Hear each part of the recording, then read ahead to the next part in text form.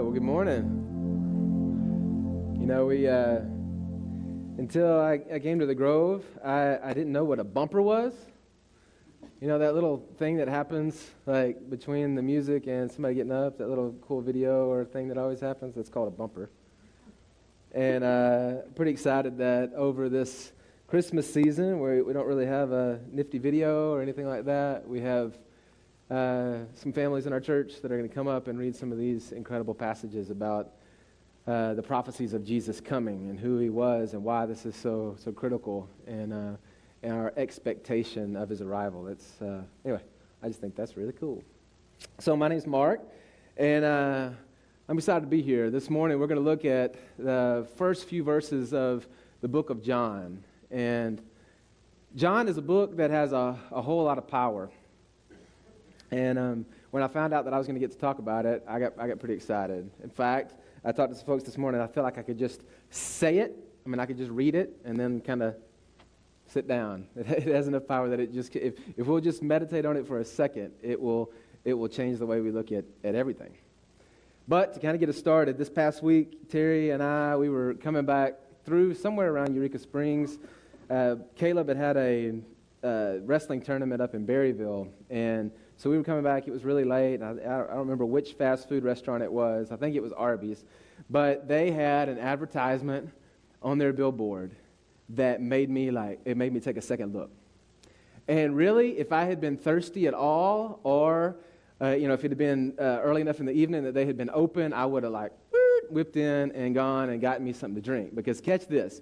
They said that anybody who would come in there and buy a drink, purchase a drink of any size, that they would offer free of charge a straw. Seriously, it said free straw with any drink purchase. Which I just started laughing out loud. Well, at least the next 200 feet, I was like, man.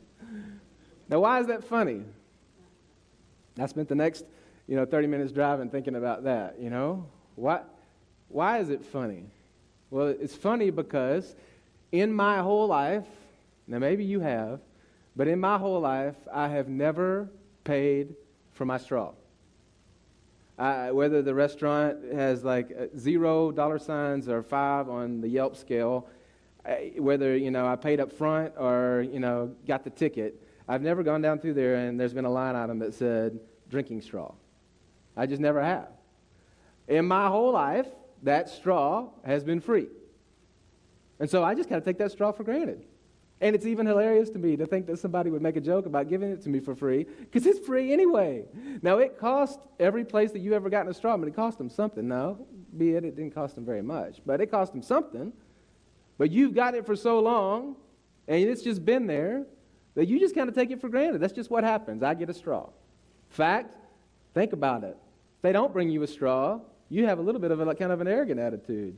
If you were asking for something else in the menu, you might say, ma'am, could I please? But when it comes to the straw, you go, hey, dude, straw. You missed it. I mean, I've been waiting here. What's going on? Because we expect it. We take it for granted. I think we do the exact same thing with Christmas and with Jesus. We have not known life without the presence of Jesus. Now, understand me, there's different levels of that. There's the level in some of what we're going to talk about today, that Jesus is real. And because he exists, there are things that you experience today that would look very different if he didn't.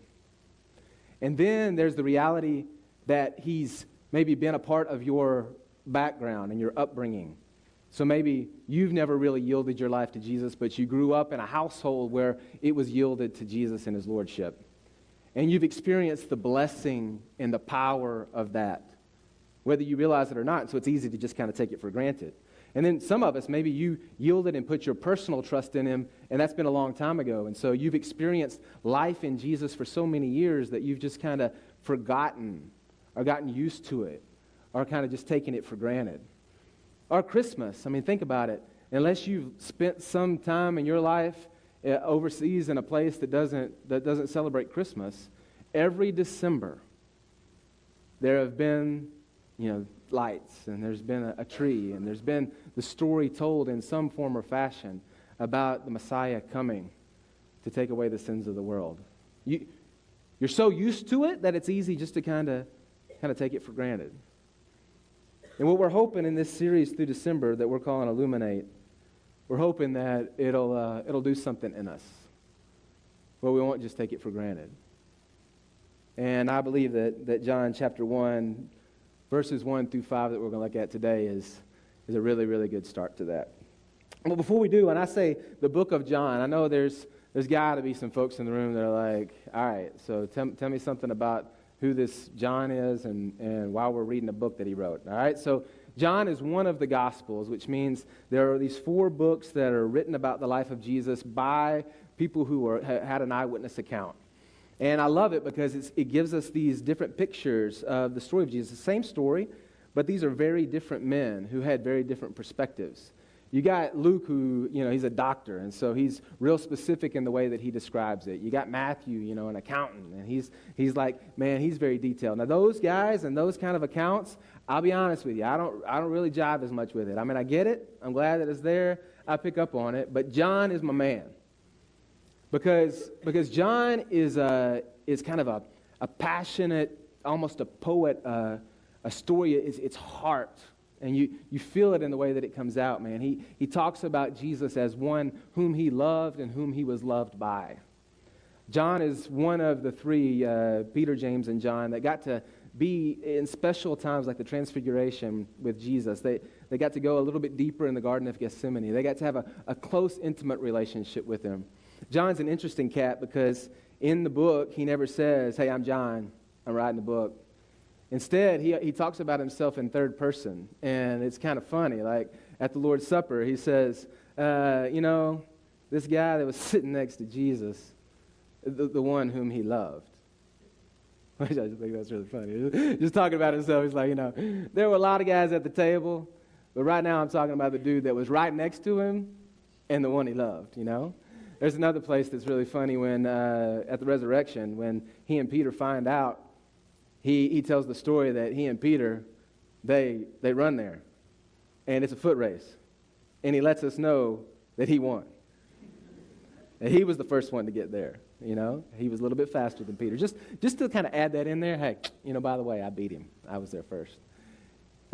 John is also this, what I would call like the red letter gospel, if you know what I mean. Like if you've got a Bible where the words of Jesus are colored in red, and you go to John, I mean, all the Gospels have a lot of quotes of Jesus, but it just feels like in John, it's just quote after quote after quote, direct quotes of Jesus and the things that he had to say and had to say about himself, which to me is just really powerful. In fact, if somebody comes up to me and they're just kind of starting to get interested in Jesus and what this whole thing's about, and they ask, where should I go to in my Bible? I'll always say, man, go to John. And for me, the reason is because if you're going to know Jesus, and you got a book that's him talking about himself, go there first, read it, and I promise you get it from the horse's mouth, man. Listen to it, read it. And this book is just so full of that. In fact, today we're going to look at several different things that Jesus says about himself.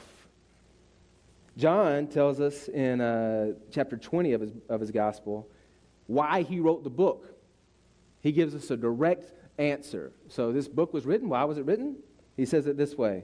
These things were written so that you may believe that Jesus is the Christ, the Son of God, and that by believing you may have life in his name. That's the reason it was written. And so here we go. John chapter 1, verse 1 through 5 says this. In the beginning was the Word, and the Word was with God, and the Word was God. He was in the beginning with God. All things were made through him, and without him was not anything made that was made. In him was life, and the life was the light of men. The light shines in the darkness, and the darkness has not overcome it. Now we're going to do something a little bit different today. Normally we would go, verse 1, verse 2, verse 3, and kind of break it down that way. I'm going to flip it upside down. We're going to start at verse 5 and work our way up. I just feel like it'll be a lot clearer that way. So if we look at verse 5, look what it says. The light shines in the darkness. The light, who another word, a term used to describe Jesus. This is talking about Jesus. He's the light. We know that for a lot of reasons, but one, in John chapter 8, Jesus says about himself, I am the light of the world. Whoever follows me will not walk in darkness, but will have the light of life. He also says in John chapter 12, I have come into the world as light, so whoever believes in me will not remain in darkness.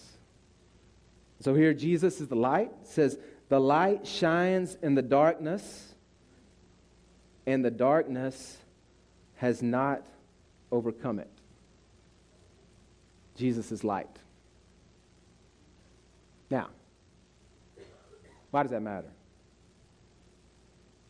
You know, light, talking about things that we take for granted, light is one of those things that we really, really, really take for granted.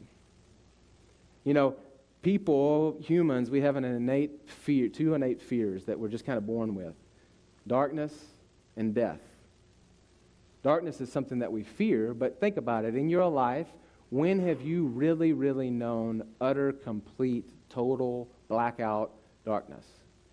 What room have you ever been in? What place have you ever been where if you sat there long enough, some light wouldn't creep through some corner or some crevice enough that you could make out your hand in front of your face?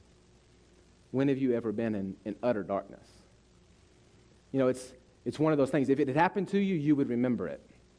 Because the military uses it as one of the most powerful ways that they can torture a prisoner or get information from somebody. They put them in a room of utter darkness. And you might go, oh, all right, I mean, I've heard of torture, and that doesn't sound very torturous. So I read an article the other day about some guys who just tested it on these guys that they put these two guys in each separate in these holding cells that were it was total darkness.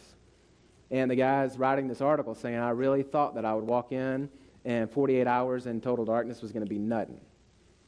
He said, man, 3 hours in, 4 hours in, 10 hours in, I started to see things, and my mind started to mess with me. A day in, I wasn't sure where I was. I started to hallucinate. I started to think every horrible thing I could about things that were happening to my family, my brain. Then his body started to react to it. Basically, the darkness would ultimately kill him, both his mind and his body. You take light away, a lot of really, really bad things happen. But look what it says. It says, the light overcomes the darkness. Now, right now, back at your home, there's a closet, and the door's shut. And behind that closet, we can all probably agree that behind that closet, unless you got a kid that left the light on, which is probably true at my house, but let's assume that all the lights got turned off. Behind that closet door, it's dark. Except for the little places where light has crept into the room, which is a really, really good point. Because the darkness isn't seeping out the cracks in the door. The darkness isn't trying to escape. Light is overtaking the darkness. In fact, when you open up that door, does the darkness jump out on you? No. Never has happened. You've never opened a door to a dark room and the darkness came out. No. Light attacked the darkness and overcame it. All right? Always, light wins. In fact, darkness is simply the absence of light. Because when light is present, darkness runs. And so light wins every time. The light overcomes the darkness. And our Jesus is the light. And he wins. Darkness can't win. Someone who's not the light can't win, but the light overcomes the darkness. I love it how in Matthew chapter 8, there's this place where Jesus comes across these two guys who are demon-possessed, and the demons speak out to Jesus, and they say this. They say, "What have you to do with us, O Son of God?" First of all, they recognize that he's the Son of God. And then they say, "Have you come to torment us before the time?" We can learn a whole lot from that. They recognize that he's the Son of God. They recognize that he will ultimately win. That light overcomes darkness. And then they ask the question, are you going to torment us now, or are you going to allow us to stay during this time, because we know the day comes when we lose. When lightness is there, darkness loses, and Jesus is our light.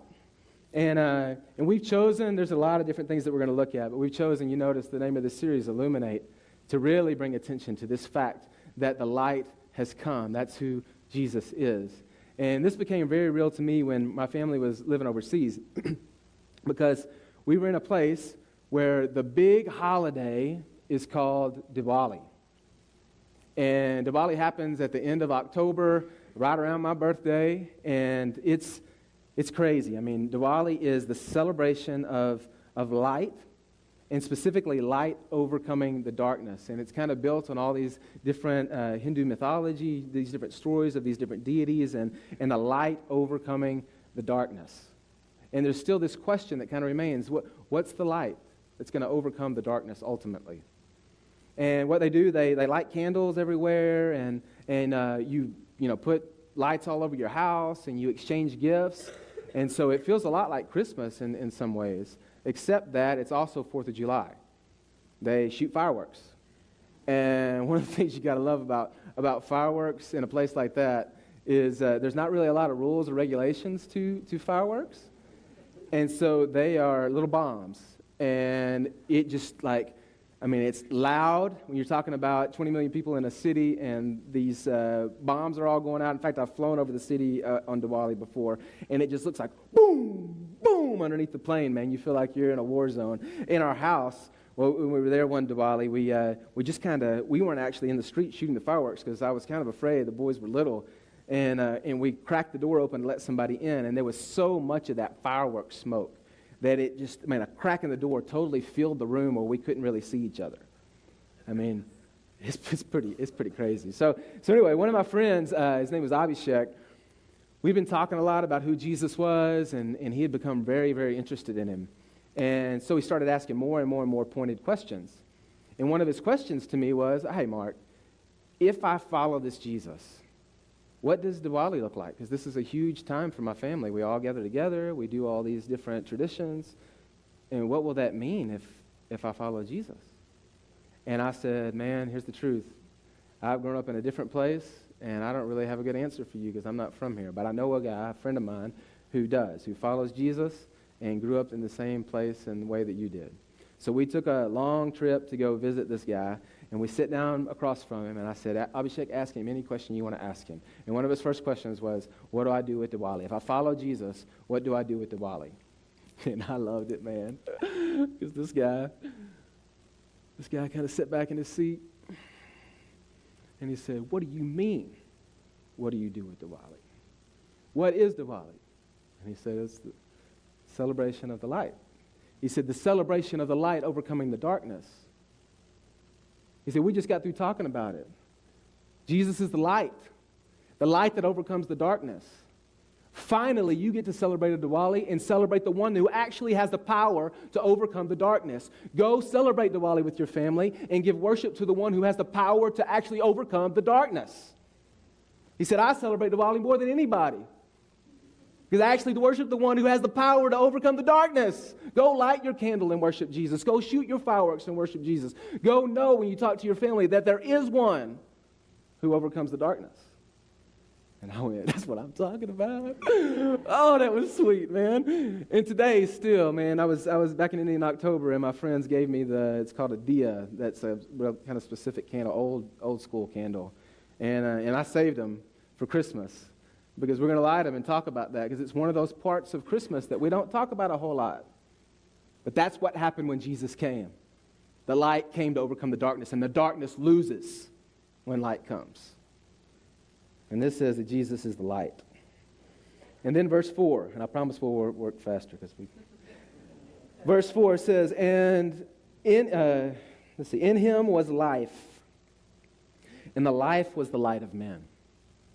In him, Jesus, was life, and the life was the light of men. So in him is life, the fountain of life, the beginning of life, the place where life comes from. You don't go somewhere else and get life. Life is in him, and the power of that life, this light is life-giving light. It comes from a power source of life, and there's only one place that life comes from, and that's Jesus. Now, again, just like darkness is the absence of light, death is the absence of life. That's the reason we say that somebody lost their life. You watch the vital signs and they go away, and life is gone. That's when death begins. But when life is present, death runs. And you know, life is another one of those things that I just think we are really bad about taking for granted. Would you agree? I mean, it's just crazy to me how I will go along and fumble through life and do my thing and do my days, and then someone that I know or someone close to me will pass. And I'll go to a funeral.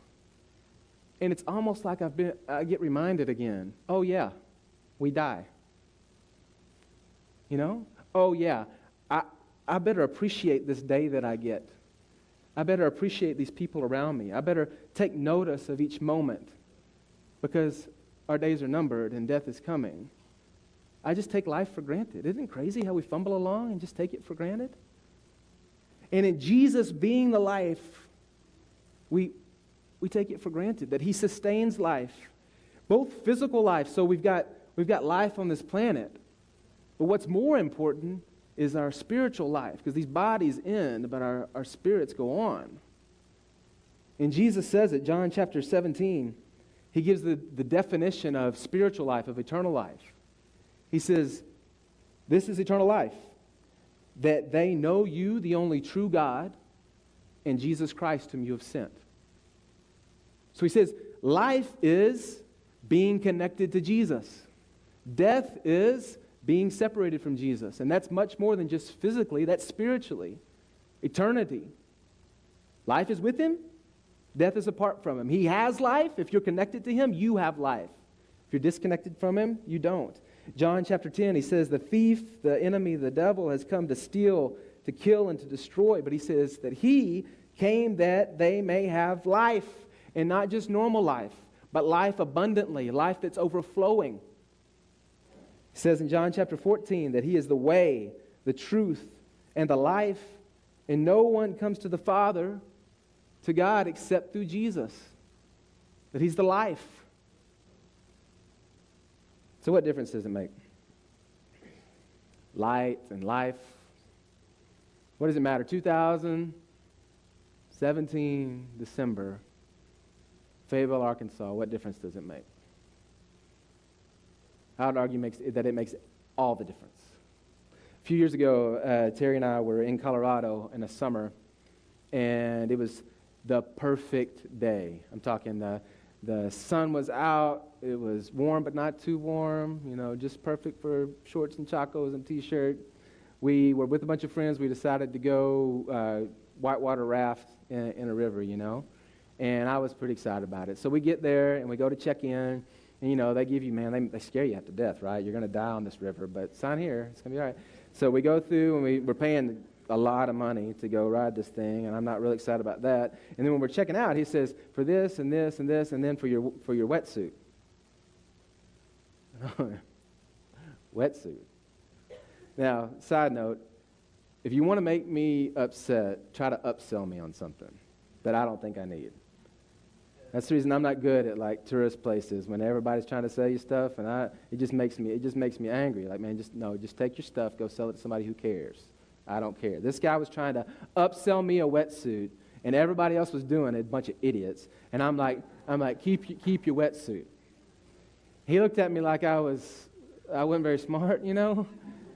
And I kind of took that as him being cocky, and so I said, man, I don't want your wetsuit. He said, man, you really need the wetsuit. I need a wetsuit, man. Other guy that's with me, who is also a pastor in Fayetteville now, he's like, yeah, that's right, man. I ain't taking a wetsuit either.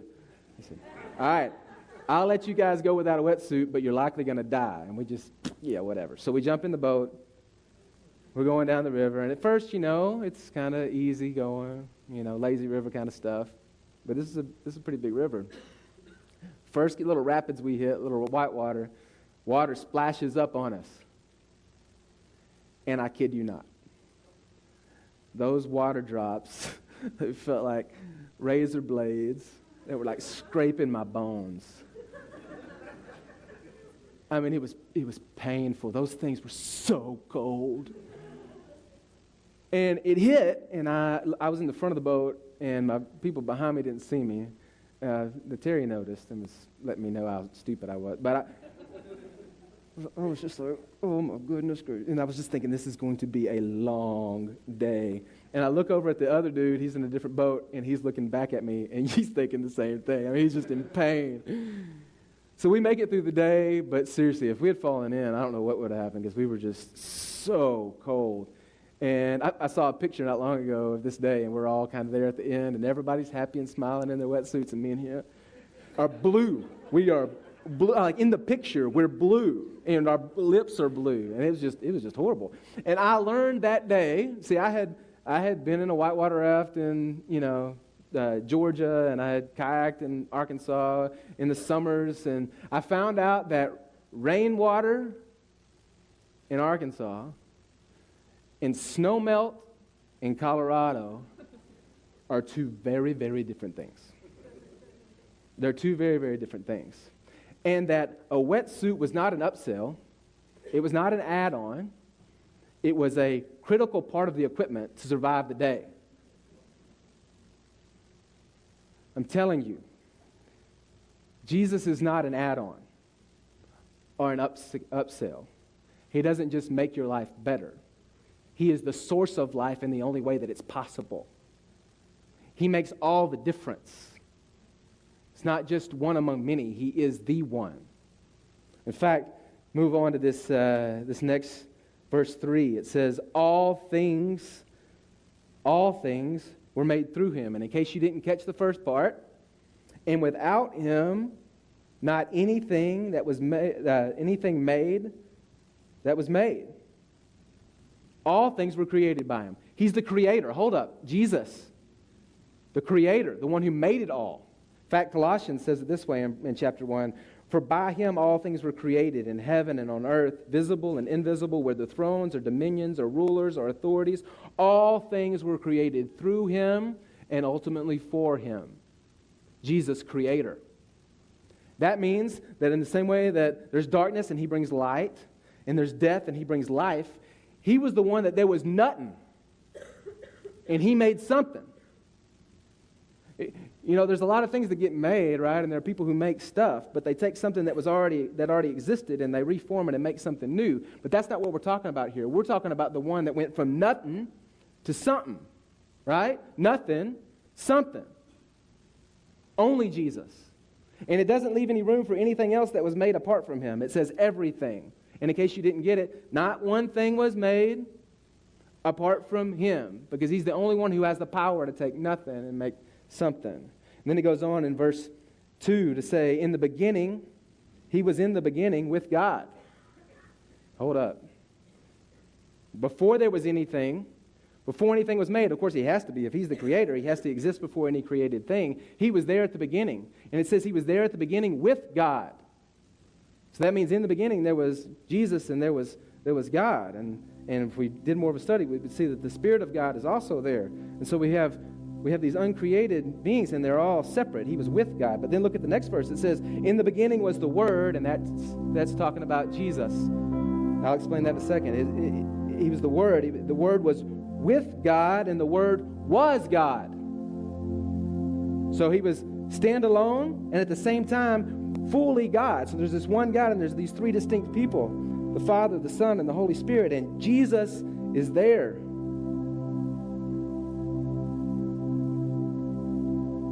Creator, God. And somebody may have come to your house in the past or come to your house today and say, actually that says, and they'll have a book that looks kind of like this, and if you turn to John chapter 1, it'll say, and the Word was a God, as if he was just one among many. And somebody else might come to you and say, but he was great, and he was a great teacher, and he was a good man, but he was just a man. What difference does it make that this says that he's God? Well, I think the best way to explain it is by talking about Clark Griswold for a second. know, when you watch Christmas Vacation this year, and you get down to the end of the story, and you got Cousin Eddie, and they got a problem, right? I mean, Clark wants his pool. And he's not going to get his pool this year because the boss took away Christmas bonuses. And he's going to have to deal with the jelly subscription. And there's really no way to fix this problem. Cousin Eddie would sure like to help out Clark. All the rest of the family would sure like to help him out. Clark would like to help himself out. But guess what? They can't fix the problem. But among the group, there's one guy who has the wisdom on how to fix this problem.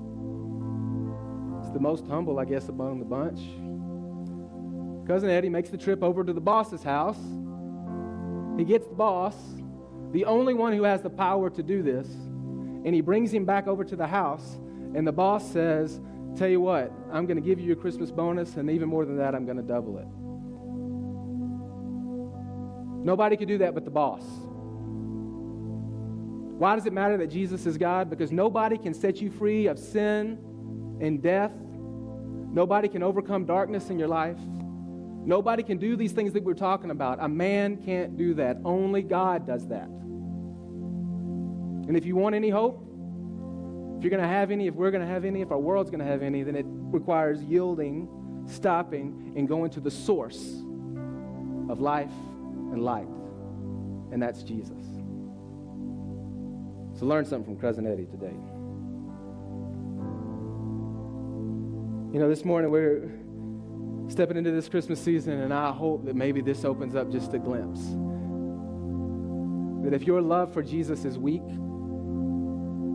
if your knowledge of him is small, if you've missed out on who he is, then today is the day to stop and to yield and to recognize that he is incredible.